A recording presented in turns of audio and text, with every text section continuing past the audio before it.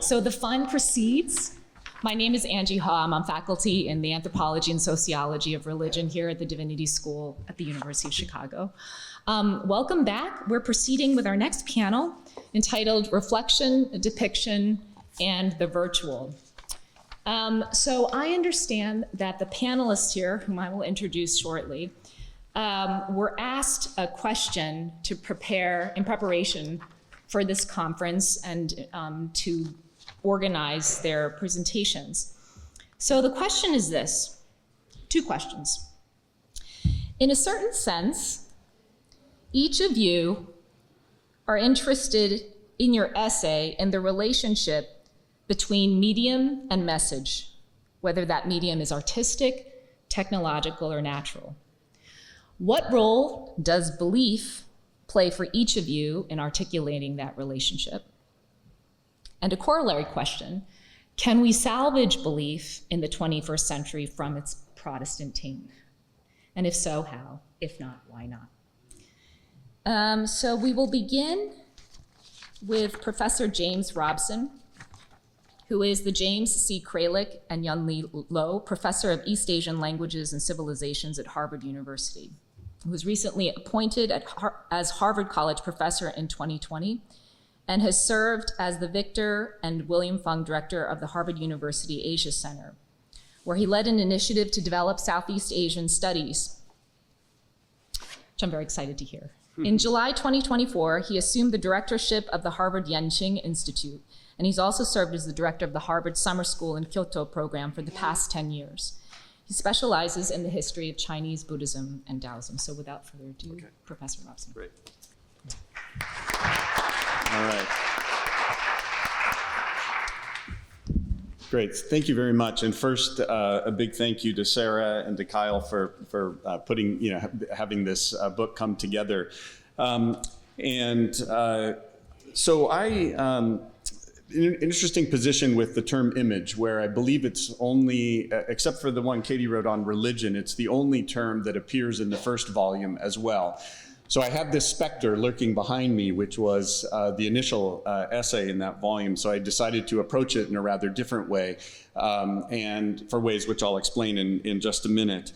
And I sort of took it as my task to do two things primarily. One was to point out the critical role that the term image played in the history of religious studies as a discipline, that this has been a term that one couldn't study religion without dealing with the term image. But at the same time, then I also wanted to say that the term image has also been a critical term in the practices of religion, to say, in other words, to turn from the theoretical term image and actually deal with image practices within a variety of traditions. Now, I did that in such a way that where the essay begins somewhat predictably. Actually, I should also mention that I did exactly the wrong thing that one should ever do when given such a task of writing an essay for a volume like this. So I sat down and I decided that I would just write the essay that I think where what needs to be said gets said. And I ended up with about 50,000 words that I was then stuck having to whittle down and synthesize down into about 5,000 words. And so I highly do not recommend that technique, but I did learn something along the way, I hope. And what it revealed to me was that there were two different stories to be told, but they could be woven together in a narrative where the image practices actually track somewhat nicely with the analysis of the term image within the development of the field of religious studies. So that led me then into looking at the history of religion and the term image within that. And it's a pretty predictable story, I think, just in terms of the movement from the material and the critiques of paganism and the way that images developed early on in a kind of gradual then move all the way up into particularly in the 18th century with David Hume and this idea that eventually we will sort of grow up as humans and will jettison all of these pre-modern beliefs about what we think, the way that images were treated as idols, or Sarah's term fetish. And Matthew's essay on matter here dovetails nicely with this, I think. But what I tried to do then was to show that there were real implications that came with that. In other words, the development of the term within the study of religion then became problematic when you get into the 16th century and you have missionaries spreading throughout the world, and images became the index for looking at how conversions were done, but also how territory was also being grabbed. And so I referred to Hokart's, this very interesting line he says about, idols mean that's power dispersed. In other words, they become a good way to track the way that what was happening in the Americas, but also what was happening in other parts of the world, and particularly in Asia as well. And so I tracked that forward, and it maps, I think, nicely onto the development of the field that has that one, for want of a better word, could call the material turn that happened in the study of religion, and a kind of retrieving of images in their material form in more recent scholarship. So the essay is kind of, I think of it as more of a skeleton for teaching, in the sense that trying to lay out a certain framework that people who either teach it or use it can add to it in terms of the details from their own traditions or other things that come up. But basically what I was trying to do was to take what seems like a rather well-known story and play with that initially in terms of what people's expectations might be, but then to try to pull the rug out on that at specific moments to try to reveal a different side of a narrative that can be told. So I begin the essay with these two images that you have up. Actually, the irony of writing the essay on image and not being able to include any images in it was a bit challenging, but now today I get a little bit of my revenge and I get to show you some images. So, but basically begin with these, the two images that you see up here. This is Jerome's Pygmalion and Galatea, and then also Odory's, the sculptor, and the statue of Jupiter. In one, you have the image coming alive, and the sculptor, the very famous story from Ovid's Metamorphosis, and the sculptor Pygmalion in the workshop, the image becomes alive and they share a kiss. So the intimacy and the of the sculptor to the image that's seduced and embraces with the figure. And then the other one where the sculptor is startled when the completed statue then becomes alive and is actually about ready to strike him down. And so this captured for me the two sides of, I guess, this dyad to carry over from the previous version, that images elicit very strong emotions on both sides, what I refer to as iconophilia and iconophobia. And basically what I come down to is to say that images throughout their history have always had this ambivalence. And so the key term, I guess, that for me was the term ambivalence in that relationship. And so I draw from my colleague, a historian of science, Peter Gallison, who says very interestingly this a very nice line where he says, "We must have images, we can't have images." In other words, we're stuck in this ambivalent relationship to images. And so I then, of course, have to begin with issues of iconoclasm. And so I tell that story a little bit in the essay to show that this is happening all over the world, this destruction of images, whether it's if one wants to start in the Byzantine iconoclasm controversy in the 8th century or just track it forward up to the Protestant Reformation, but also what's happening in the Chinese Cultural Revolution of the smashing of idols as well.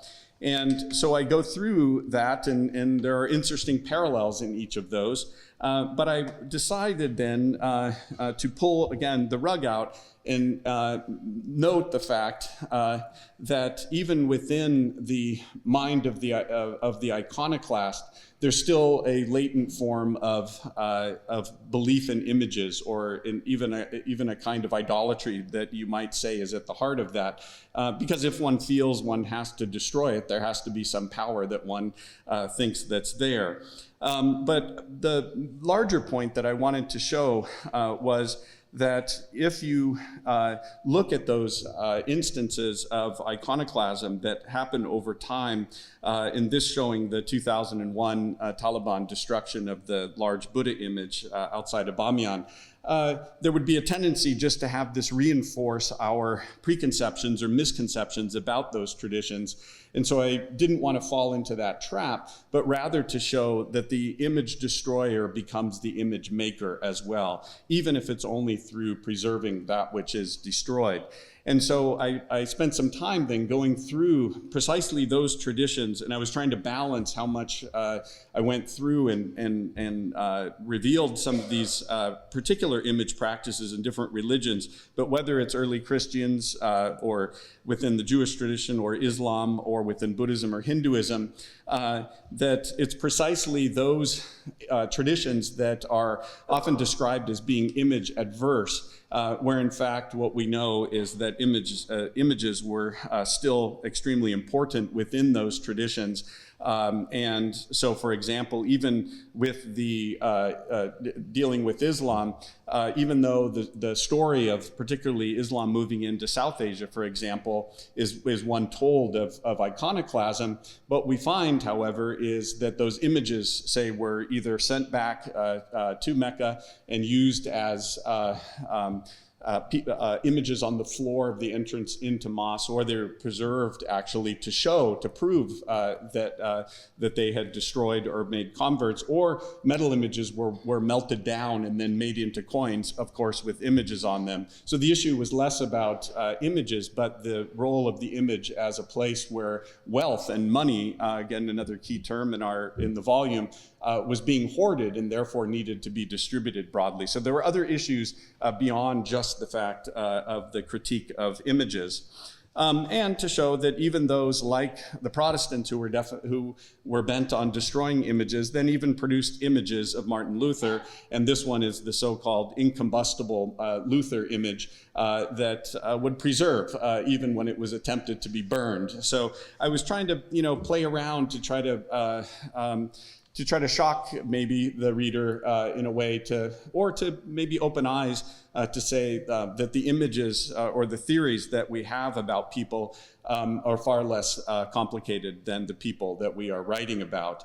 And so one of the ways that I did that was also to discuss the missionary encounter around the world, and where missionaries who were bent on destroying the image practices that one finds, in this case, in East Asia, actually they, in their fervor to destroy images and to also critique those image practices, in writing they left probably the most detailed records that we have of image practices. The irony of that, I think, is wonderful. But they also then, by sending images back to places like Europe, to the London Missionary Society, this was happening with images from Africa as well, and probably the only places where many of those exist are in museums in Europe. They ended up, through sending those back as proof of conversions, they actually ended up preserving the images that they were trying to destroy. And this article from 1919 captured, for me, very well, this notion where this was called the soul of an idol. So they were critiquing this idea of those who worshipped images as being alive and having a soul to them, by showing the actual object that would be hung up inside the cavity in a statue to give it life through a consecration ceremony. And this is the picture that I found. I actually found this in the British Museum, miscatalogued in their storage room with jewelry.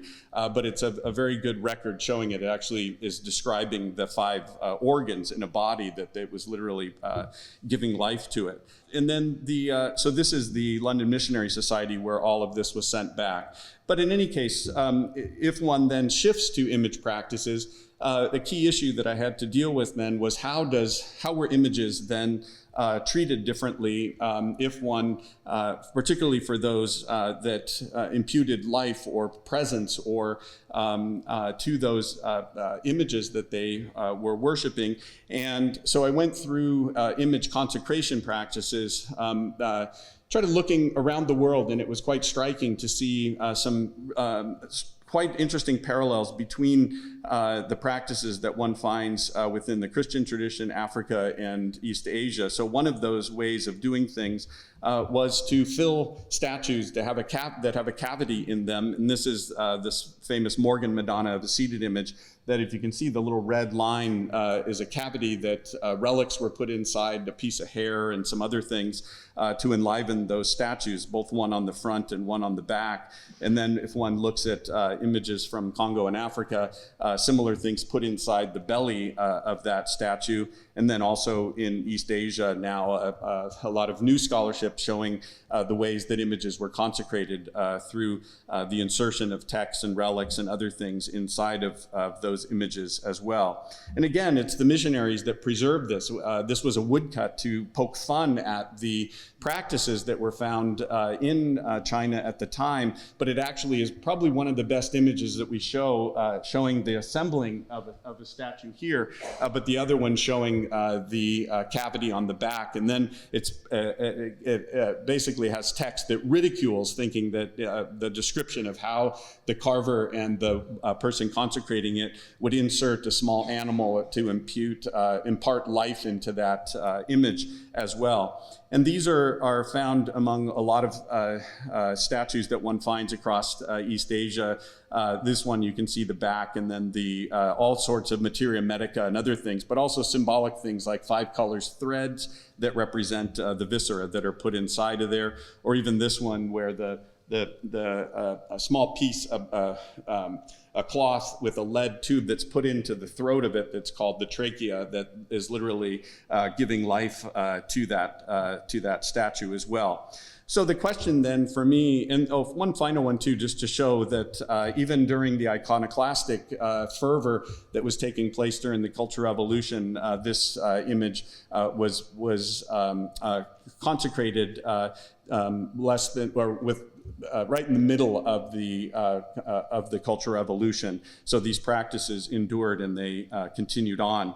So when one talks about consecration, then it raised the issue, which I tried to explain in 2 ways. One is how to move beyond what we call the representational view of images, which was the standard kind of Christian view. That is to say, the image is really just a prism that reflects a kind of transcendent thing behind it. But to take seriously, and this is something that was a shift that was happening in art history, but also in anthropology and other places, to really take what I call the presentational view of images. That is to say, it is not just a prism onto the transcendent, but in fact, the materiality is itself, the image is the deity itself. And that raises questions then. How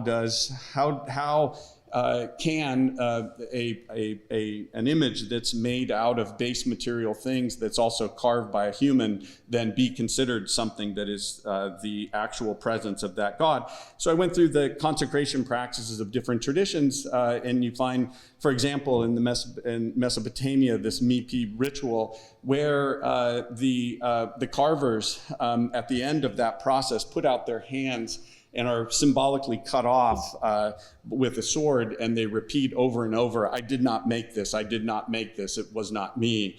And one could then say, link this with other forms, archaeopoetic ones, images that just appear, they fall from the sky and other things, to deny the human agency or the artifice of the artisan and all of that.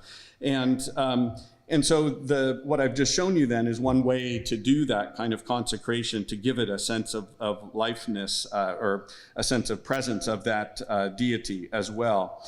And so then I think one moves then, once one realizes that there was this practice of the consecrating of images, is to then say that there were image practices that literally dealt with images as they were living beings. And this gets into the issues of animate images, where we have stories of images being chained down because they'll get up and walk away, images that you find in Crete that would be used to protect the island, that would go around and protect from invasion, but also images in relation to humans of what we call agalmatophilia, which is to say those who fell in love with images, and actually very descriptive amorous interactions with images, who were being not just fallen in love with, but slept with and other things.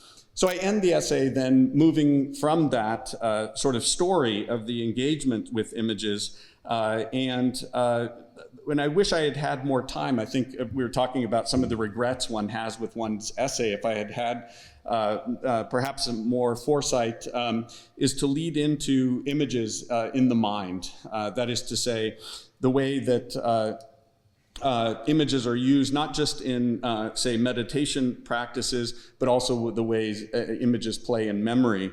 And I had to cut out a number of things that I originally had written up, which is to say, which are engagements with other forms of technology. And I'm just leading ahead to Chris's topic here too, which is to say, dealing with new forms of technology and image production. For example, a section on photography that I wrote and the birth of spirit photography in the 19th century with this guy, Justinus Mumler, who was taking black and white photographs and showing images of spirits behind them and things like that. Would have been a good way to go, in addition to thinking about other types of engagement with AI and generated images and the relationships people establish with those, if one thinks of the movie Her and what happened in there.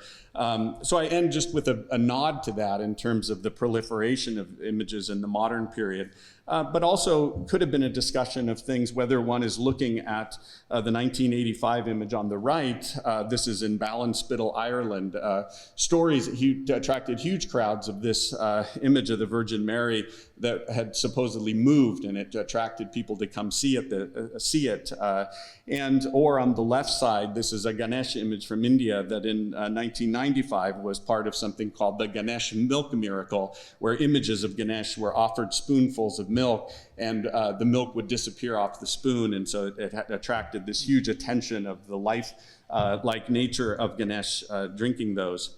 And I probably, if I had also had more time, it would have been important, I think, that even though one could speak of our time period as sort of the age of the image, one thinks now of just proliferation of images everywhere, but to also say that iconoclasm has not left us. And whether one discussed the 2015 Charles Hebdo attacks because of the satirical comic that were published with an image of Muhammad, or I probably would have raised the issue more proximate to us and perhaps more resonant with some of the issues that we are dealing with currently, which is in 2023, the big controversy at Hamlin College, where a professor was removed due to showing an image of Muhammad, and which shows I think the political implications of the misunderstandings that we've had of images over time, and why those are significant today, when in fact there is a long history of image making within the Islamic tradition, and it just shows the problems of that misunderstanding carrying forward. And so perhaps I'll just end it there with just that kind of sweeping sort of view through it, and I'll look forward to engaging with others about some of the things that had to be left on the cutting room floor as I did this, but that's sort of the general look at it. Thank you very much. Thanks so much. We're moving right along.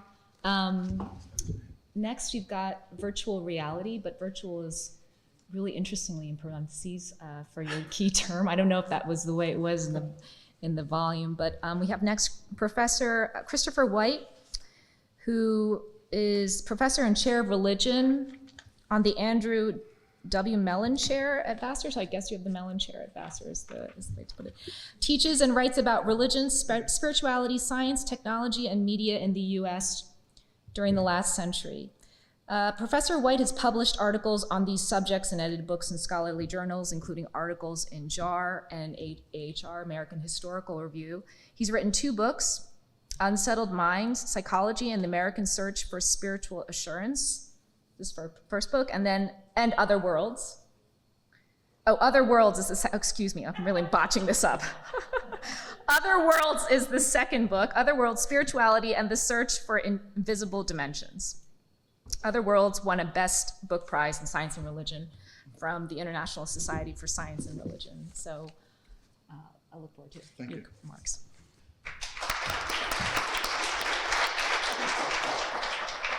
Okay, Sarah, I'm glad you limited James's word count because I think James could have kept on going and done modern images, and then I wouldn't have been able to write for the volume or be here today. So, but James, I loved what you said. Actually, it sets up perfectly the kinds of things I want to talk about. I was scribbling notes as you were talking. Images shock and embody presence. They have life, they have liveness. We have love relationships with them. They do things. I want to talk about all of that, but I want to talk about moving images and technology. I really work on America in the last 100 years, and my new project and my contribution in the volume was thinking about moving images and audiovisual technologies in the last 100 years, and the ways that they, I think, have stimulated a kind of an ongoing succession of ontological confusion, moments of confusion, and existential shock for Americans. How are experiences of perception and sensation disrupted by these new technological devices like TVs, personal computers, and mobile phones? How do these technologies trouble the common sense association between seeing things and believing in them? How do these technologies fire the imagination with new metaphors of spiritual transmission and reception? In short, new media, from television to video games and virtual reality, have forced upon us during the last century ongoing perceptual and cognitive adjustments. 2 things have happened that are important, I think. 1, these technologies have produced representations that look and feel more and more real. And 2, these technologies have insinuated themselves into our social world and personal space in new ways. And they therefore have shifted the boundaries of our embodied experience. How many of you sleep with your iPhones? I know I do. Walk into my kids' room in the morning and their iPhone is in their bed with them. So I think that's a real shift, sleeping with technology. Talking about having love relationships with your images. On this latter point, we can discern a progression from seeing and hearing a TV to seeing, hearing, and touching a computer, to seeing, hearing, touching, and wearing a more or less permanently pocketed phone or strapped-on augmented reality or virtual reality apparatus.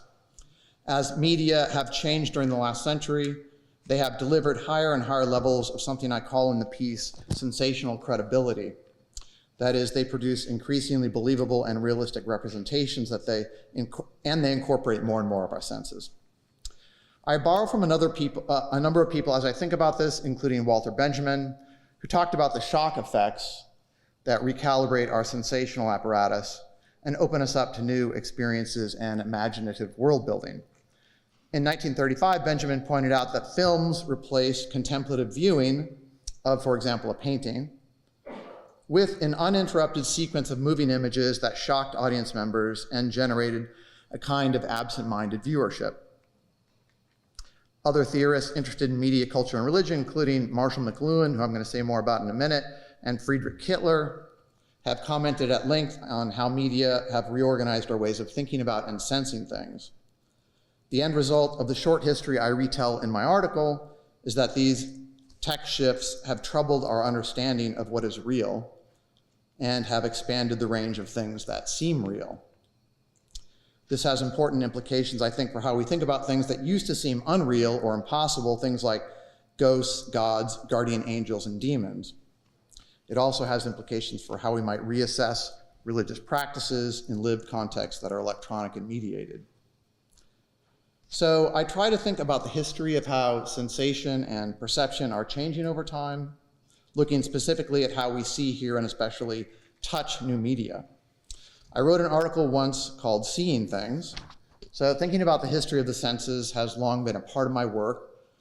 But in my article in this collection, I turn from seeing to touching and other senses because we now spend so much time touching our laptops and phones. How do new media devices put us in touch with reality or supernatural presence in new ways?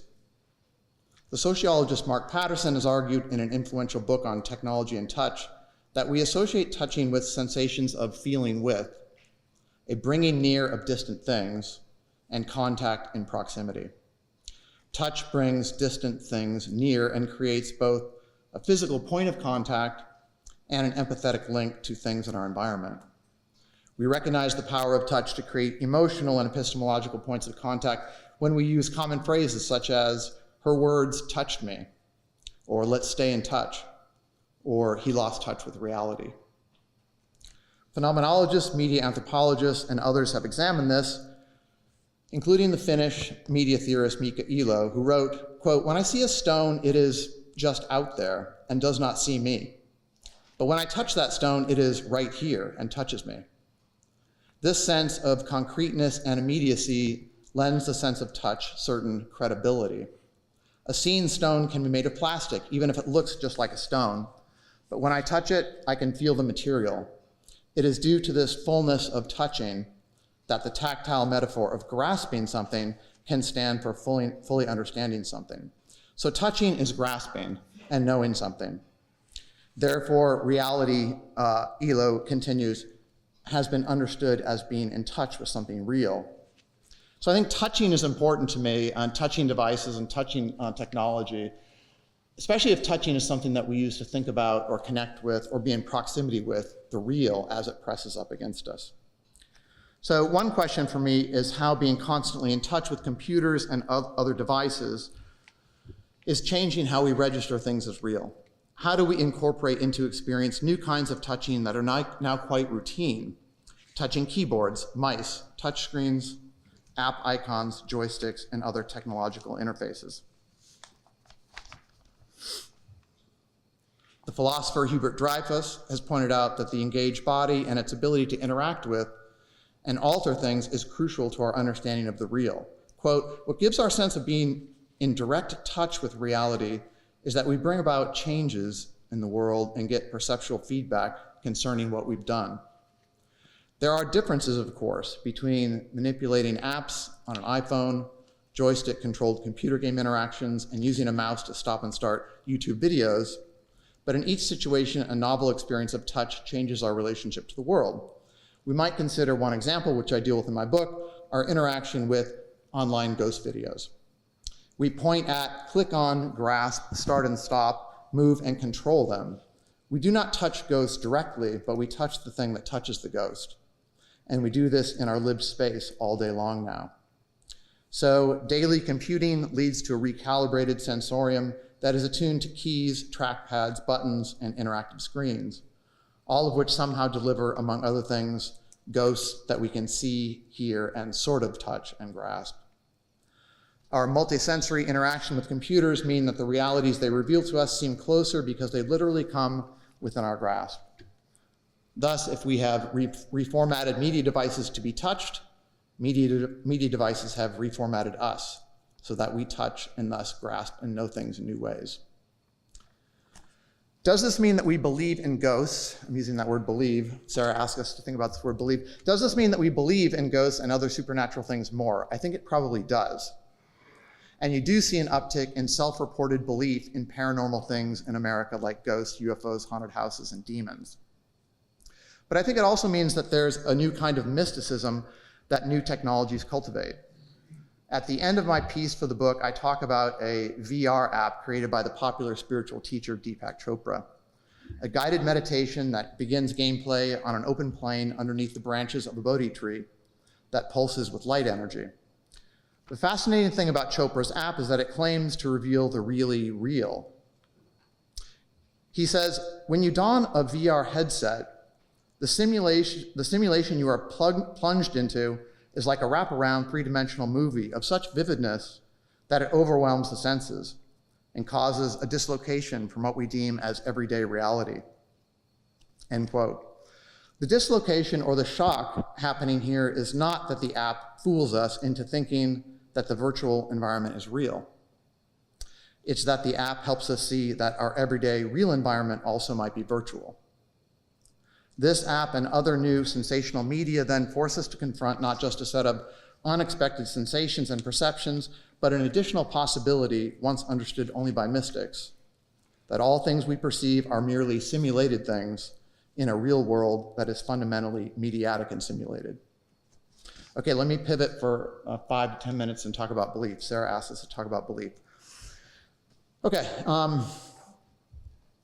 Sarah asked us to talk about belief. I said, I don't know anything about belief. What am I going to say about belief? But then I looked back at the piece I wrote and I said, oh yeah, I do talk about belief in here quite a bit. And I deal with religion in America, you know, and I mean, I deal with metaphysical Americans, New Age Americans, but boy, belief is all over that material. So it is interesting to think about belief in the context of virtual reality and rethinking reality through technology. So let me start my reflections on belief by talking about Marshall McLuhan. Right? I'm sure many of you know Marshall McLuhan, Canadian-American media theorist, raised Protestant, who in his 20s came to see that Protestantism was wrong, and that religion was not actually about ideas and beliefs. This idea was Protestant and mistaken. He said faith is, quote, a mode of perception. And then he thinks back to his early 20s. He said, he was an agnostic at the time, raised Protestant. I prayed to God the Father for 2 or 3 years, simply saying, show me. I didn't know what I was going to be shown because I didn't believe in anything. I was shown very suddenly. It didn't happen in any expected way. It came instantly as immediate evidence and without any question of its being a divine intervention. I simply wanted to know what was true, and I was told. Wham, I became Catholic the next day. I don't know what he was shown, but I would like to know what he was shown. I think I may reach out to his son, actually, who I believe is a professor in Toronto, and try to get more information on this. But he was shown something as immediate evidence and became Catholic. So McLuhan moves belief off center stage, as have many of us, scholars of religion, who have rightly understood the work of overcoming belief as a way of overcoming our discipline's Protestant orientation and biases. McLuhan replaces belief with a total sensory and media environment. Specific kinds of people were produced by these things. As McLuhan wrote about the Gutenberg Bible and its revolution, quote, when the Gutenberg technology hit the human sensibility, silent reading at high speed became possible for the first time. Semantic uniformity set in as well as correct spelling. The reader had the illusion of separate and private individuality and of a, quote, inner light resulting from his exposure to seas of ink. And then he says something else. He says, the Roman clergy defected in the Gutenberg era on the illusion of the inner light. Even greater numbers may be expected to defect under the mystical attractions of the electric light.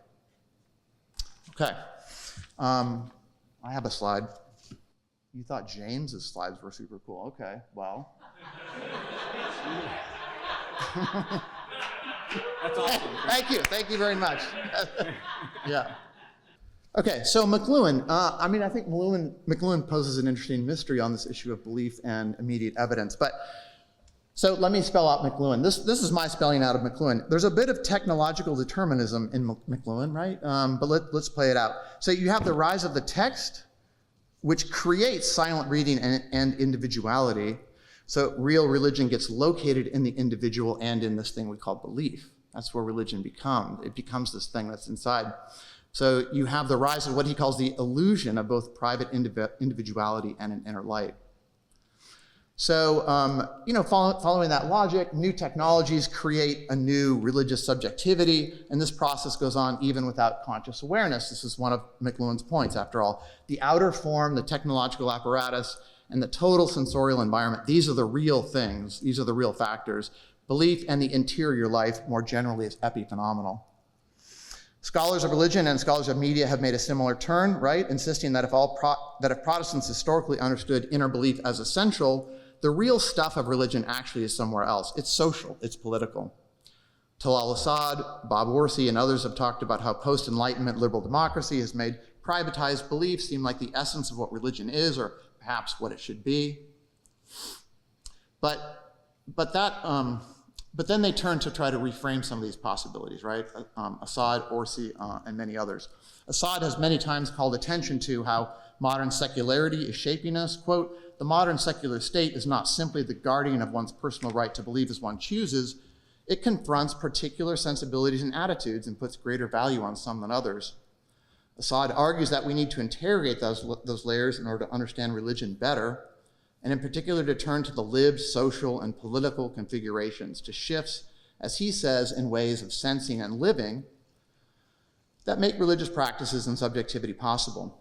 Media technologies enter into this post-Assad rethinking as these tech get figured as extensions of our bodies and our senses, as things we touch, carry, hold all day long, and as these devices are increasingly implanted into us and carried along with us all day. Even Derrida, right, noticing how religion was changing in the midst of modern technology, said, quote, "There is no need anymore to believe, one can see." What would it look like to come up with a new sequence, pivoting away from McLuhan, a new sequence that matches up better with our current audiovisual moment? Maybe something like this. Sorry, no images, more text.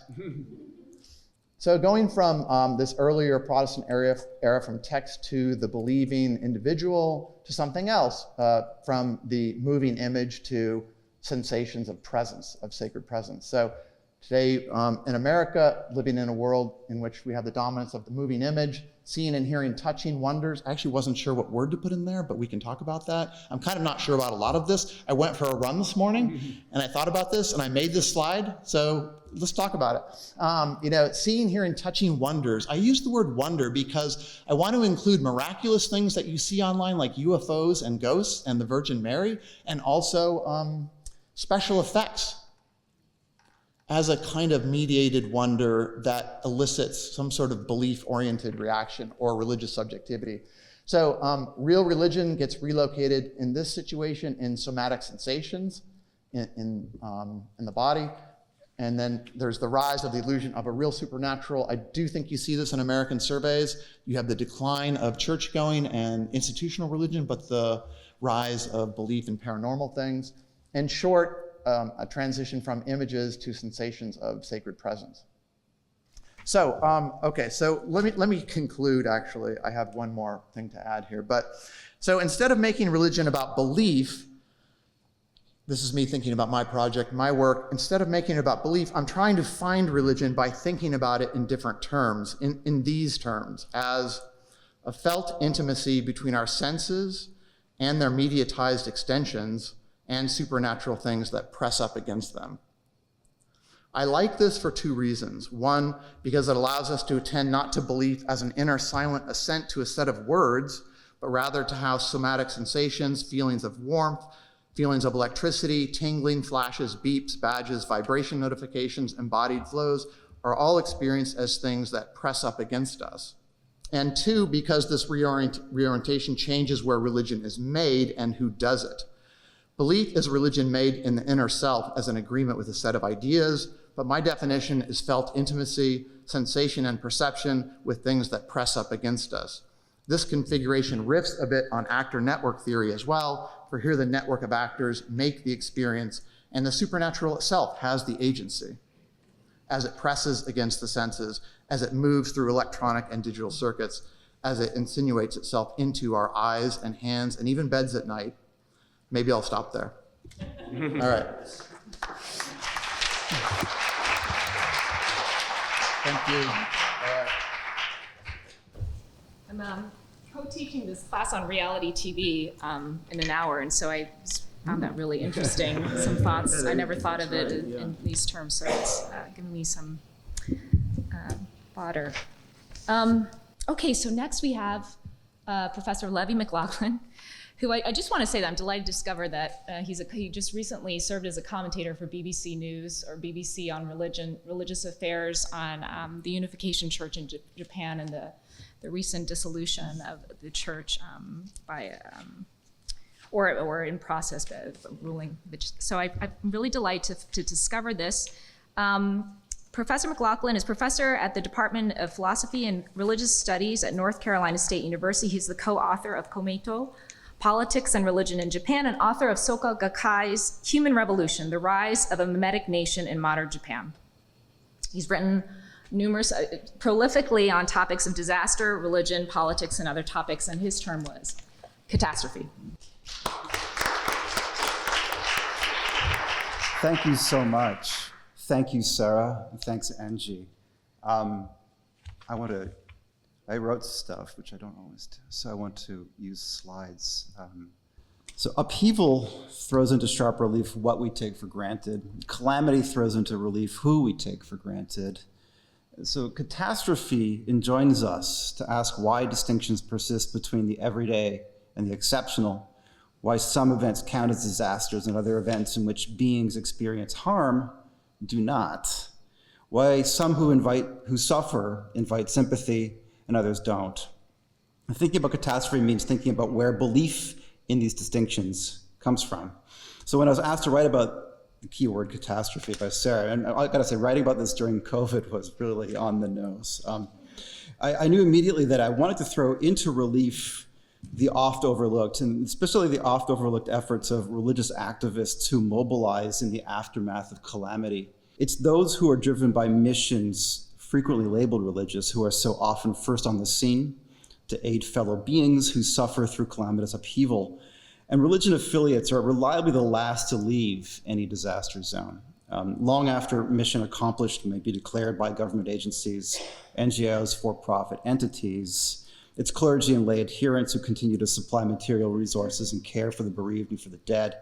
We're definitely going to witness this in Myanmar. We're going to witness religious aid efforts that will unfold now as the full horrific scale of the tragedy in Myanmar comes to light. And we can also be confident that long after global media attention wanes, it will be Buddhist monastics and lay followers, along with other religious activists, who will provide material and spiritual care. They'll be memorializing those who died in the ruins. They'll be devising long-term strategies for attending to survivors' needs.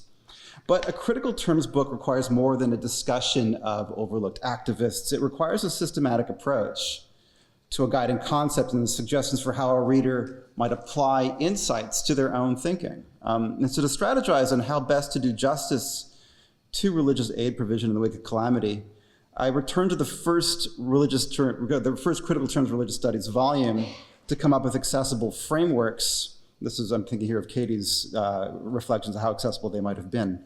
And I think the case for many of us who have contributed to this document, the second volume, meant returning to the kind of the locus classicus now, the J.Z. Smith's religious essay. Seemingly inevitably, this guided my thinking. And Smith's chapter in this first volume tracks ways religion coalesces as a conceptual and legal category in the context of modern European imperialism.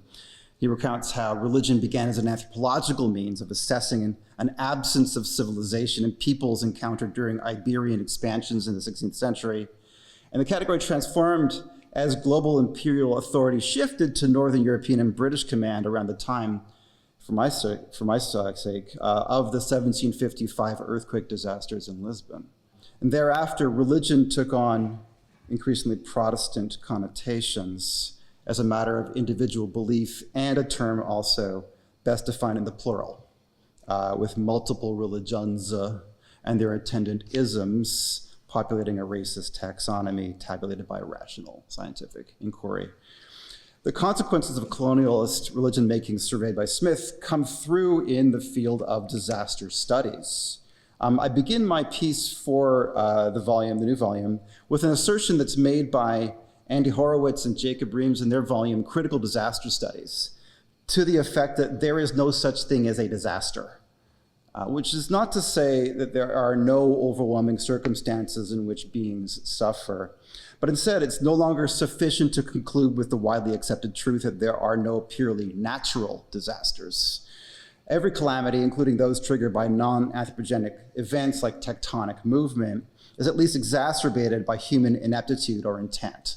Horowitz and Reams contend that disasters are always interpreted fictions, and that for a disaster to count as a disaster, enough people have to believe in it. So as Horowitz and Reams put it, consequences of disaster are made as a belief are made real in the distribution of sympathy, material resources, and state power. These forces mobilize popular and political sentiments which cleave distinctions between a catastrophe and inevitable decay, a catastrophe that deserves socio-political intervention, and perhaps socio-political interventions which are themselves catastrophic. These are the same forces that shape popular and political distinctions of the category religion. So they mark differences between legitimate religions and heterodox others against which to define orthodoxy. These forces divide real teachings and practices from magic, from superstition, from cults. They determine which institutions deserve to register as religious juridical persons and which are governmental entities that require dedication from subjects or citizens that don't really count as religion necessarily, which are enemies of the state, and which aren't even legible. So my chapter argues that catastrophe and religion are co-constitutive. The assertion of a catastrophe is frequently a religion-making event, and religion in turn determines how to apprehend the catastrophic. And while I do rely on Smith's Eurocentric analysis, I parochialize presuppositions of what counts as catastrophe and religion by placing religion-making European catastrophes within a global context that destabilizes easy reliance on the Smith religion genealogy. The story Smith tells about the creation of religion as a modern category has turned into something of a teleology. It's a taken for granted standard that makes sense of dominant Euro-American norms, but doesn't really question them. It doesn't really also throw them into any kind of global perspective. We need to reassess Smith's story in light of developments elsewhere in the world. And I think catastrophe has proven to be a highly productive way to carry out this reassessment.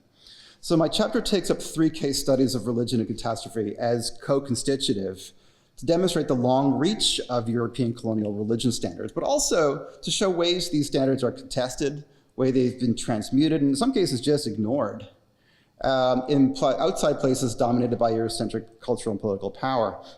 And so I begin with the earthquake and tsunami that destroyed Lisbon on All Saints' Day in 1755. Thousands died in Lisbon, and even as far away as Morocco, in fires and building collapses that were triggered by this massive catastrophe. This compound calamity has been treated retrospectively as a trigger event for secularism. It's a key point at which majority intellectual and political sentiment shifted from reliance on church authority in favor of rational scientific inquiry. Close attention, however, to the writings of clerical, governmental, scholarly, and vernacular thinkers from this time and in the generations that followed indicate that the Lisbon catastrophe was not so clear-cut, actually, in this regard. Nonetheless, leading intellectuals of this period formulated approaches in response directly to the Lisbon cataclysm that now undergird legal discourses, scientific thinking, social conventions, aesthetic dispositions, and other epistemes that contrast with clerical interpretation. And so I found that actually teaching the Lisbon disaster to undergrads is an excellent way to get them thinking about theodicy and post-Enlightenment European transformations. And one of the best ways to do this is to contrast the cri de coeur from Voltaire in response to the Lisbon cataclysms, the Lisbon earthquake, an inquiry into the maxim, whatever is right, to the, can I just say, it's somewhat bitchy response by Jean-Jacques Rousseau, which is definitely not a poem. And so it's great to get the students to think in these terms. So, can you then impute a sinful deed to babes who on their mothers' bosoms bleed? Was then more vice and fallen Lisbon found than Paris where voluptuous joys abound? Can mortals penetrate his views profound? Ill could not from a perfect being spring, nor from another since God's sovereign king. And yet sad truth, in this our world 'tis found. What contradictions here my soul confound. What an amazing translation, by the way. And then Rousseau, suggesting you would have wished, and who would not have wished the same, that the quake that occurred in the middle of a wilderness instead of in Lisbon. Should it be said then that the order of the world ought to change according to our whims, that nature ought to be subjugated to our laws, that in order to interdict an earthquake in some place, we have only to build a city there? It's really, so it's a wonderful, productive way to think about the grace of the creation of theodicy as a category. And it also serves as a way to think about what became a post-Lisbon standard. The clarification is needed between public-facing scientific pursuits and privately held beliefs.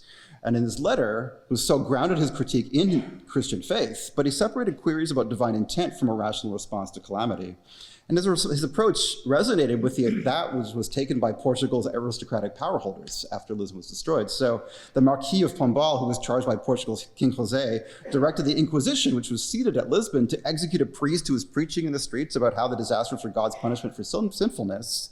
And his government otherwise worked to normalize the quake as the causes of problems that demanded practical engineering and city planning solutions. And this put into effect what would become a modern pattern of normalizing state disaster responses as responsibilities that are insulated from fear of divine wrath. So there's an aggregate weight to a post-Lisbon narrative, to these narratives that developed after Lisbon, which advances a presupposition that an epistemic shift toward an increasingly secular order became a global standard. But my chapter's second case study complicates this presupposition. I take the readers to Merapi. It's a highly active volcano outside the city of Yogyakarta on the island of Java in Indonesia. Eruptions on Merapi are constant. Villagers have, however, lived for generations on its flanks, benefiting from its highly fertile soil, while they run the risk of dying in a pyroclastic flow. So on October the 26th of 2010, the body of Mba Marijan was found coated in ash, prostrated in prayer towards Makkah. He had served for decades as the Juru Kunci, the key master, who remains in psychic communication with the community of spirits within the volcano, highly elaborate society, who ensure that Merapi, as he put it, would breathe but not cough. He had refused orders directed from the Sultan of Yogyakarta to evacuate, following the scientific rational approach to calamity. And upon discovery of his body, competition broke out among his potential heirs to claim his position, and his son ultimately took the post in April of 2011. So death on Merapi is tragic, but it's meaningful, and for villagers, it can be narrated as a consequence of living in community with a powerful but relatable spirit world. These same villagers self-identify as pious Muslims. They maintain regular Islamic practices, the 5 daily prayers and everything. The Sultanate that oversees the region, along with the national level Indonesian state, navigate between local level regard for spirits, Islamic priorities, which depend on Javanese, but also like Muhammadiyah and other pietistic practices that originate from outside Indonesia. Disaster management strategies that include volcano monitoring stations, uses of social media, evacuation plans predicated on scientific understandings of seismic upheavals, as emergencies that require intervention from trained experts. And the volcano's residents inhabit what Merapi researcher Judith Schleyer calls spiritual cosmopolitanism, a fluid mix of cohabitation with the spirit world of the volcano that villagers communicate with through ritual food offerings. The volcano communicates back through dreams. These are also combined with modern Islamic theodicies that characterize destructive events as tests and as judgments from God, as well as plans from Yogyakarta Regional Disaster Management Agency, and also cost-benefits appraisals, fiscal appraisals of the viability of running commercial enterprises on the volcano. So on Merapi, catastrophe is relativized. It's unclear where to draw lines around the religion of the villagers, and its eruptions continually give rise to an unstable co-creation of the catastrophic and the religious. We're now just past the 14th anniversary of the compound earthquake, tsunami, and nuclear meltdown at Fukushima that devastated Northeast Japan on March 11th of 2011. Religious responses to the 3/11 disasters comprise my chapter's third case study. And the 3/11 disasters resulted in over 22,300 deaths, hundreds of thousands of people displaced, many permanently, especially around Fukushima. It also inspired the largest mobilization of religious people and resources in Japan since the end of World War II. And so what I've written about in response to spending time with activists and being in the disaster region over the last decade and a half or so is a minority narrative about religion that has taken shape.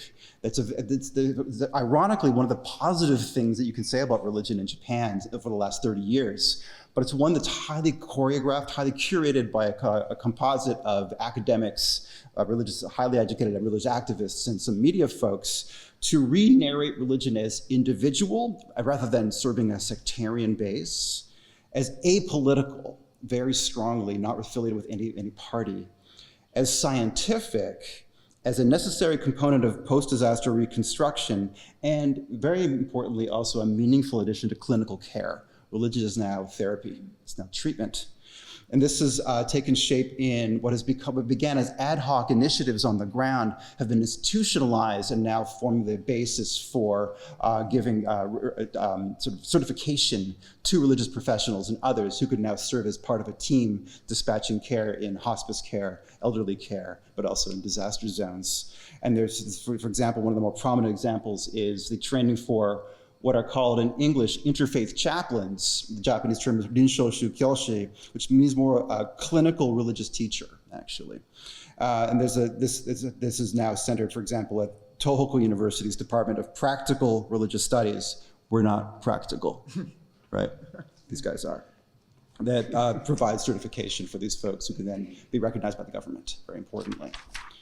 Their training is fascinating. Spending time with them, you realize that the practitioners whom we often study and apply theory to are themselves theorists, and they create theory that forces us to really think about how calamity creates religion.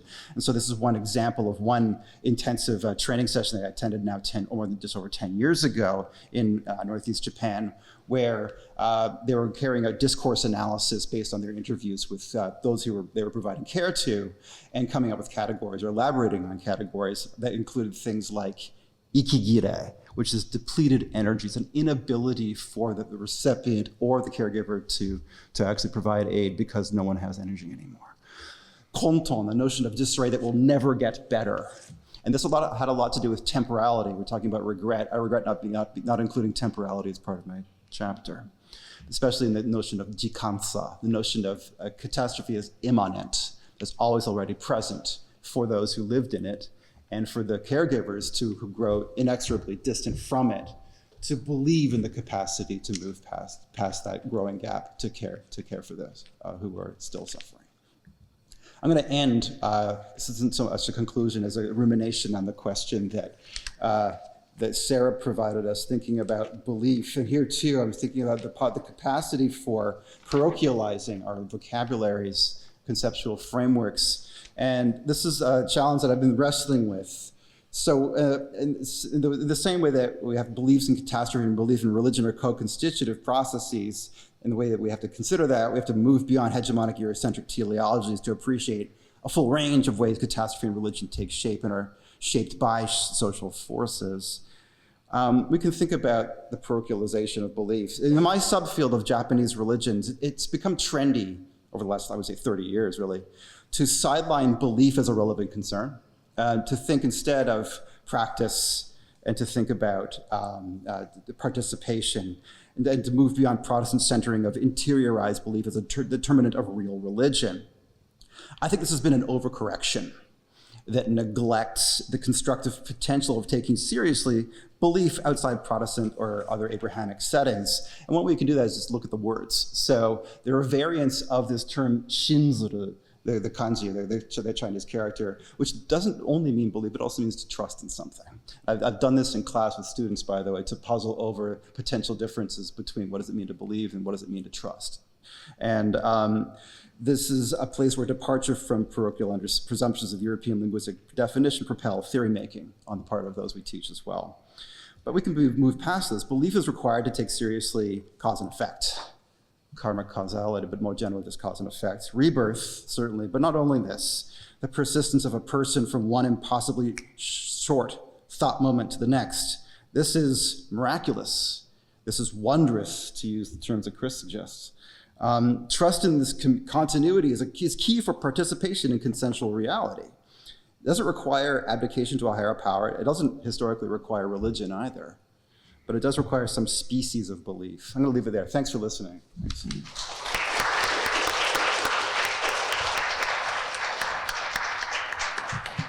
So we have until, I think, 12:20 or so? 12:20? Okay. And we're first going to start with the panelists discussing each other's papers in relationship to each other. I don't know if you want to, I feel like I have some questions. I have a ton of questions I could ask, but I don't want to over-determine your discussion. So feel free to use them as inspiration, but or just depart from them altogether and ask your own questions of each other's papers.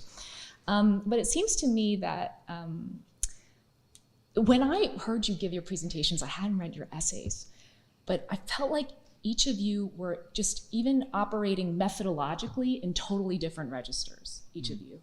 And I would say something like, I would say that James was going for a kind of comprehensive approach, which necessarily required some kind of idea of image or analytic of image that was going to carry across lots of different traditions and periods. And so I thought, or, make a case for the creative destruction of images, or the possibility that the image can remain despite attempts to destroy it. And so I was wondering if you could kind of reflect on the organizing concept of likeness, indeed the analytic of the image that brought you to select the images that you were canvassing, and then also enabling you to make an argument about creativity and destruction. But then I also wanted to ask them the question about, and where does belief come in the analysis of, or if you had to think about a subtext of belief driving even the identification of the image in your materials, what would that be? Okay. Chris.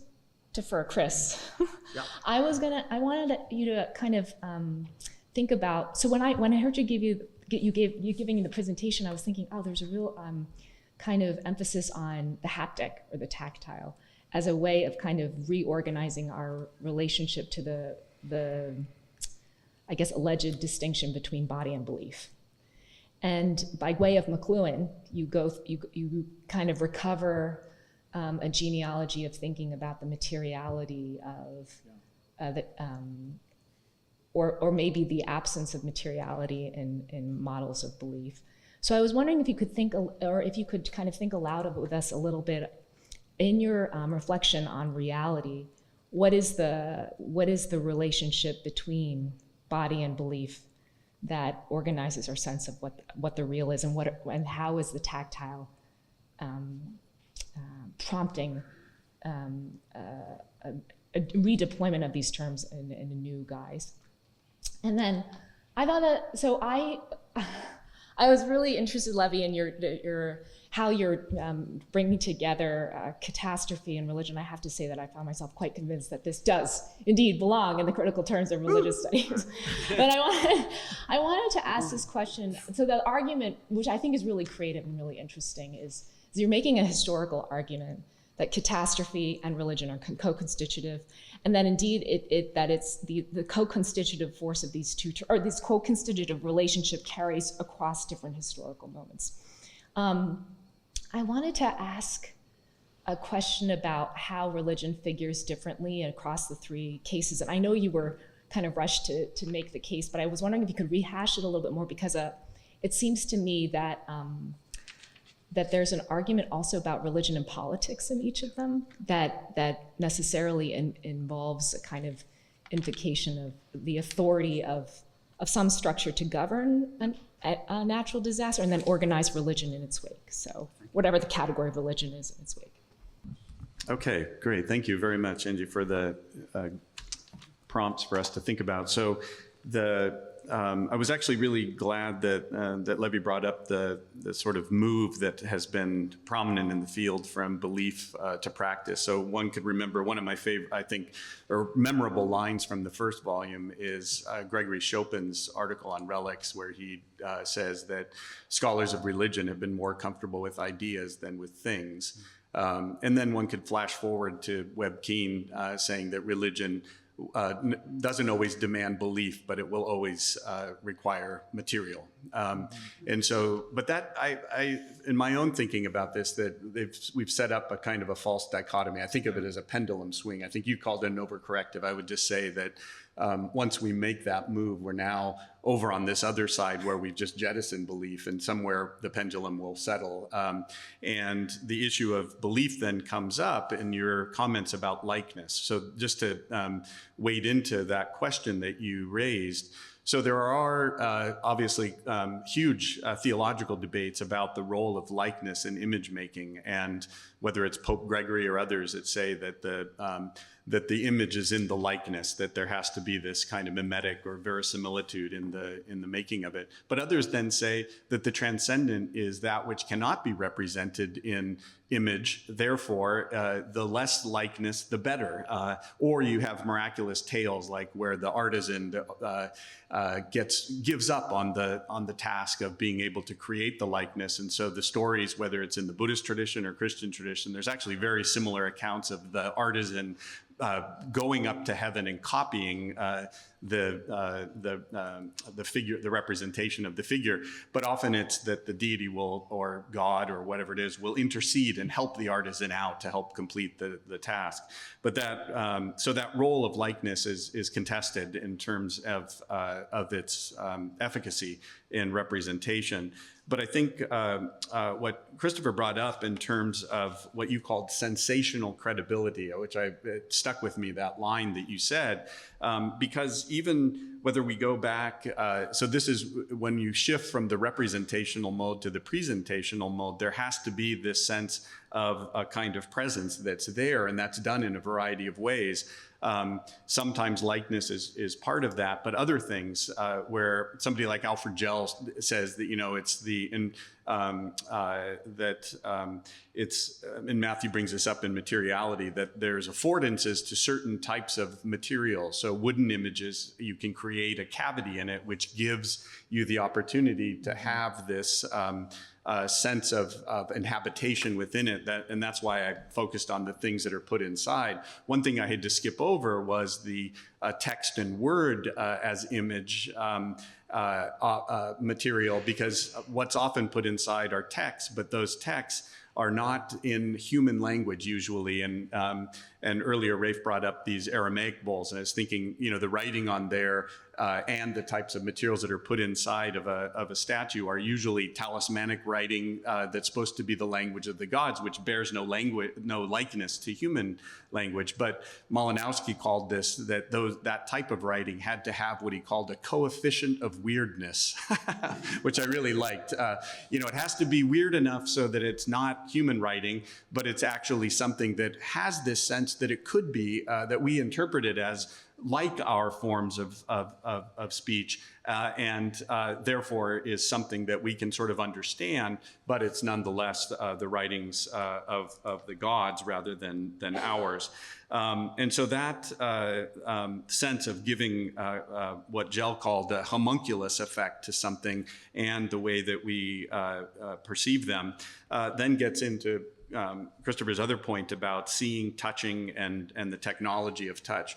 Just 2 days ago in the Washington Post, there was a very interesting article. I was surprised they published it, about a new scientific essay that came out about how they found that statues in the pre-modern Greco-Roman world were smeared with perfumes and unguents, that people were always touching and smearing images, this kind of tactile relationship. And this is in the material I was looking at. There are all kinds of stories of that touching and engaging with images in this very tactile sense, putting clothes on them, for example, and that intimacy that's formed with that. And also, why is it that when we go into modern museums, they've had to put up do not touch signs in front of images? And I love at the San Francisco Museum of Asian Art, they actually took one because, people, and again, here this issue about the role of belief as a question needs to be revised for us, because that Protestant form of belief that Levi was talking about is our problem, not their problem. That in fact, that form of belief was always a tactile form. And so people wanted to go in and touch Ganesha. And so they moved one of the statues outside into the foyer of the museum so people could actually carry on that practice. So part of this requires us retooling our ideas about what those beliefs were in other parts of the world that, or even, I would say they're also in the heart of Europe, in spite of the kind of Protestant sort of development of a different form or ideas about belief. So I'll leave it there and let these guys respond as well. No, I love those comments about like the liveness and the immediacy and the presence and the images. I mean, it reminds me of when I first began this project and thinking about media images and thinking about the power of moving images, of television, of videos online to sort of, trick people into thinking that they're real. I think of two examples from the early history of my project. One is talking to people who were showing me YouTube videos of UFOs, and there was kind of wow. There was just like a wow. As they were watching these videos. And of course, these videos are sorted algorithmically, and into your feed. So there's all of this evidence. So there's a kind of I don't want to talk about belief yet, but there's a kind of a liveness and kind of a felt power to that. The other example is like being super frustrated talking to my dad, who lives in Arizona, and is like watching YouTube videos of, Republican-oriented YouTube videos. It's like, whoa, come here, look at this, look at all this evidence. There's all these videos of, and it was whatever, a conspiracy theory or right-wing theory or whatever. And another kind of wow factor, like, wow, look at this. Like, here's all of the evidence. And it's not just one video, it's multiple videos, There's a kind of a persuasiveness that envelops people, I think, in some of these algorithmic, I should say, envelops all of us, right?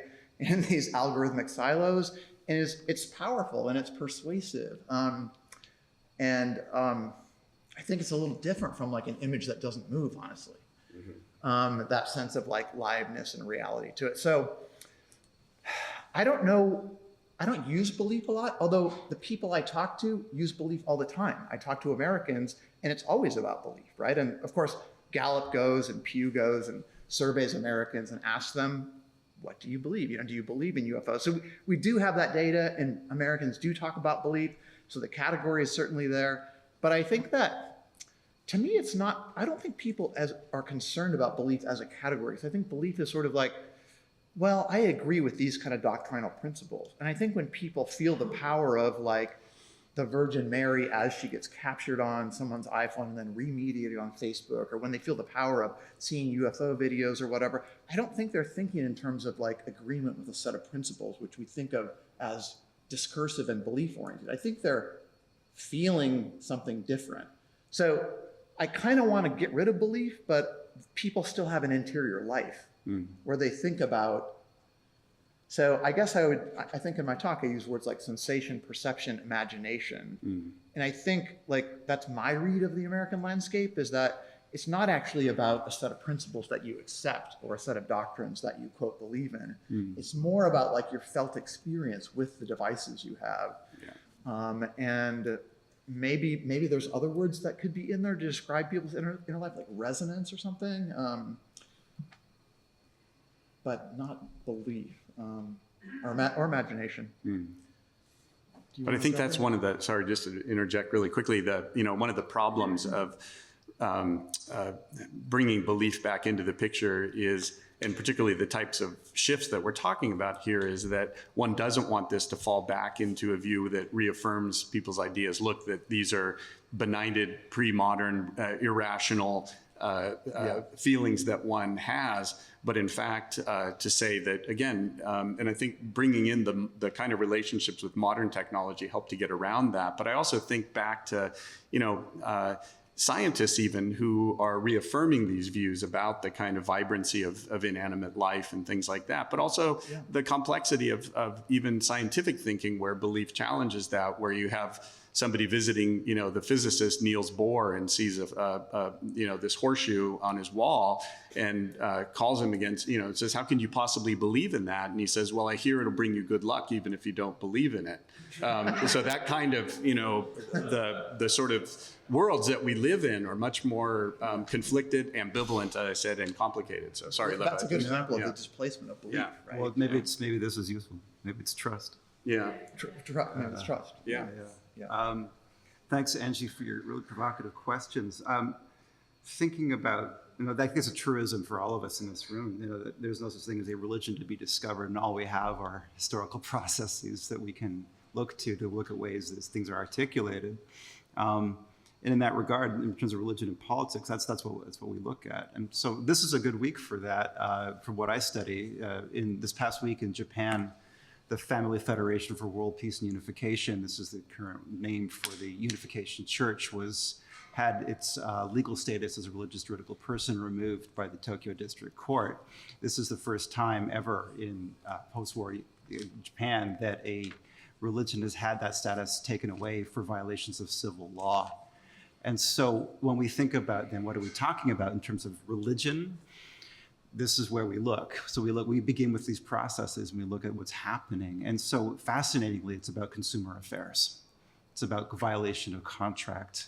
And it's really big, it's almost an Al Capone approach that's been taken by the National Network of Lawyers Against Spiritual Sales, who for the last 4 decades have been suing the Unification Church on behalf of many thousands of claimants for these really outrageous demands that have been made on their believers, but others as well, to donate the equivalent of many billions of dollars, actually, that has been funneled into lots of interest, which actually manifests in the United States as well.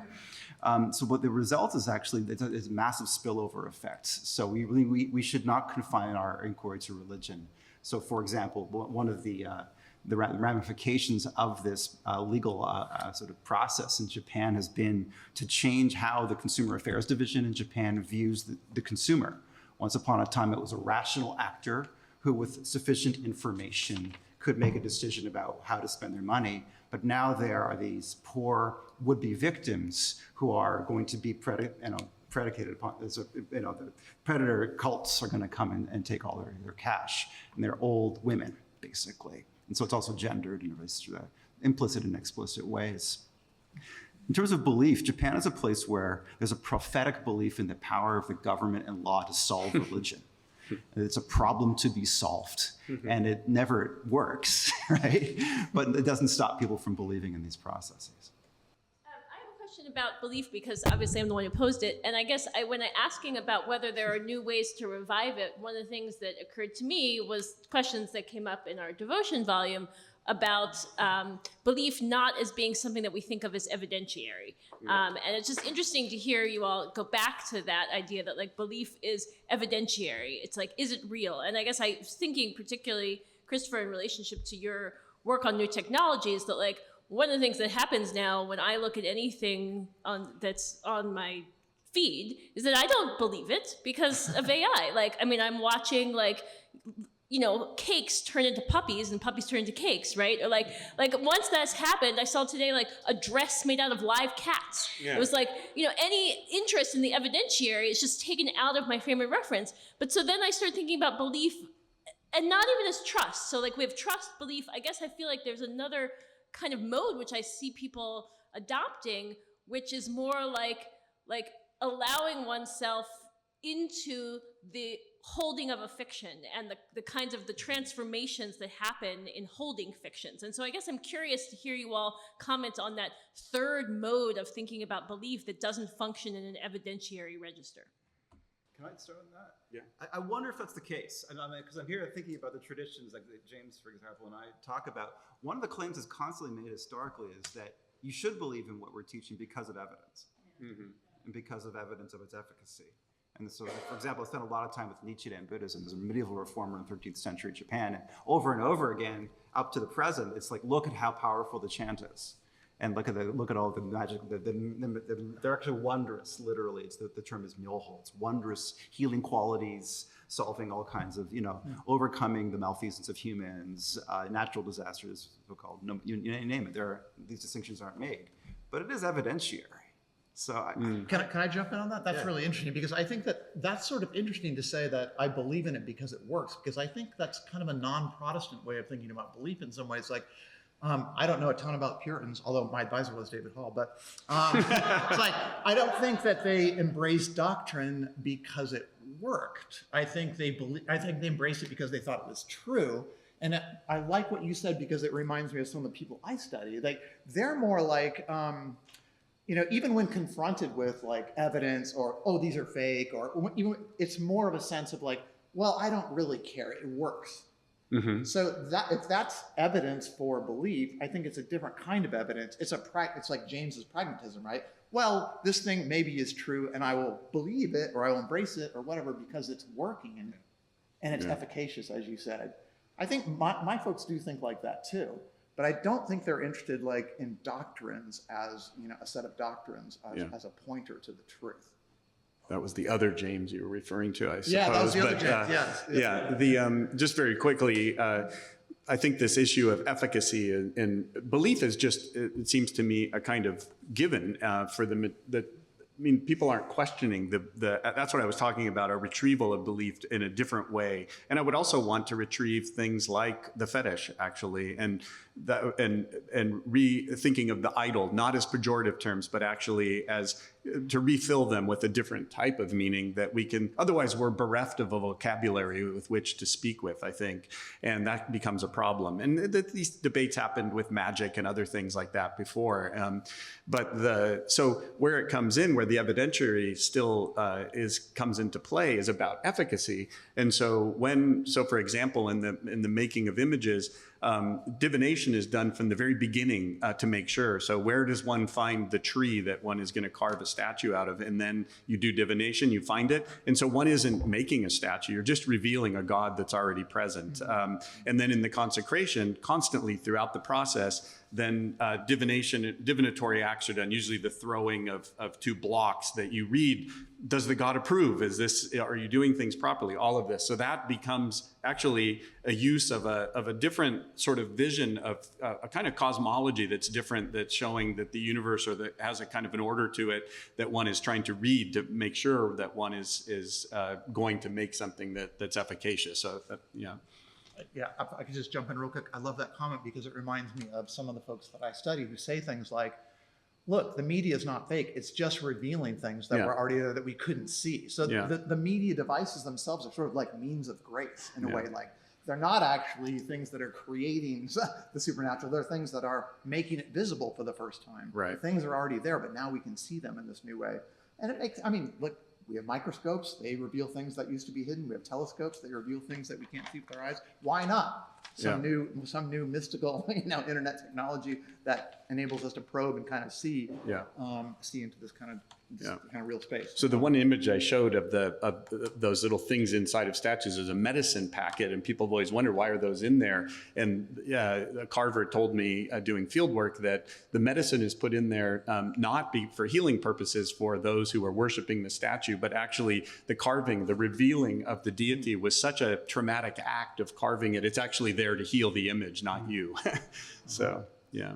Sorry, just one tiny thing. I think it's really important that we not conflate belief with doctrine, and that we think about the multiplicity of ways in which we all hold propositional attitudes that inform what we feel and how we're tactily transformed by the world, et cetera. And so from that standpoint, and also there's a lot of different ways in which something can be evidentiary. So all of these terms require multiplication, and once they're multiplied, I think we can continue to use them as long as we're very precise about what kinds of claims we're making about what belief is or what constitutes evidence, right? Yeah. Sorry.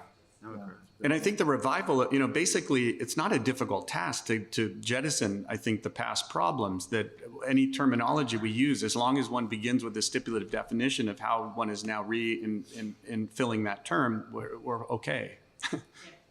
I'm asking the last question. Okay. My name is Adora. I work in journalism in the city. And now that we've been discussing the tactile experience of new media, I'm wondering how, especially legacy newsrooms or journalists who are at least attempting to share information in a way that is somewhat neutral or self-removed, how do we develop an ethics around sharing information when the medium itself is becoming more intimate? I don't mind starting if it's okay. It's a great, how calamity actually brings us to the fore as religion scholars. So since the former Prime Minister Abe Shinzo was murdered in 2022, I've done a bunch of interviews about religion, and this is a chance. I'm glad you brought up intimacy. I always think it's incumbent on us to think about who is erased and how can we potentially intervene in the sense of who can we bring to the fore. And so in the case of the aftermath of the Abe assassination, it's women, especially in the communities of the Unification Church, sort of churches in Japan, and it's largely very multiply disenfranchised people who are totally not on the radar for politicians, for lawmakers, for journalists, right? And so in every case, I've tried to push that forward. Sometimes it gets edited out, and sometimes it makes it in, but what I think is successful for listeners is that it's that intimacy comes to the fore, and I think that humanity of those who are strongly maligned can perhaps at least complicate our preset narratives. I'll just say something quickly to that. I think that one point I make in the piece is that there are kind of successive waves of new media technologies that surprise us because they seem so real and they seem so lifelike, and then we get used to them and we realize that they're not real.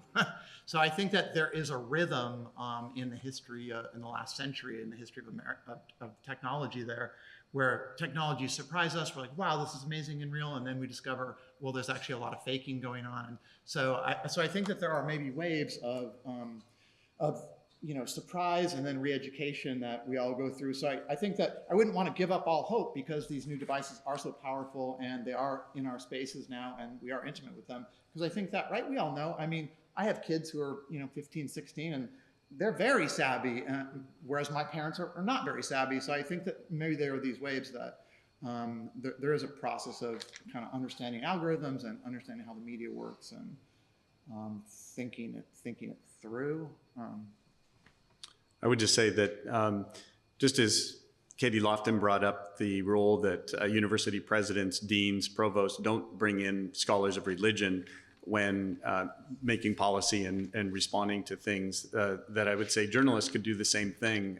This dialogue could be very important, because there are real implications of the way that stories are written, with a lack of a kind of historical perspective, or not just sort of trading in misconceptions or popular views about something. And so that the case of, I think, 2015 of the Charlie Hebdo assault is one case, and I also mentioned the 2023 case at Hamline University, when no scholars of religion were brought in to advise the president on that decision to fire that scholar. And one could very easily respond to that and just say that you're just factually wrong, that in fact there is a history to those representations, and therefore what that teacher was doing. And actually, I do think in the aftermath of that, those who spoke up were actually scholars of Islam themselves that said, do not fire her for that. And so I think that this dialogue across and one thing, with media representation tends to, and I don't mean this, as a sort of a general statement for all, but we tend to, because of things that push up against our preconceptions, which are often misconceptions, tend to express surprise or something that's either unique about something, that when in fact those sentiments actually send the wrong message as well. So that's just say the dialogue and mutual information sharing would be a very useful thing. Okay, so we've reached our end. Please join me in thanking our panelists for excellent contributions.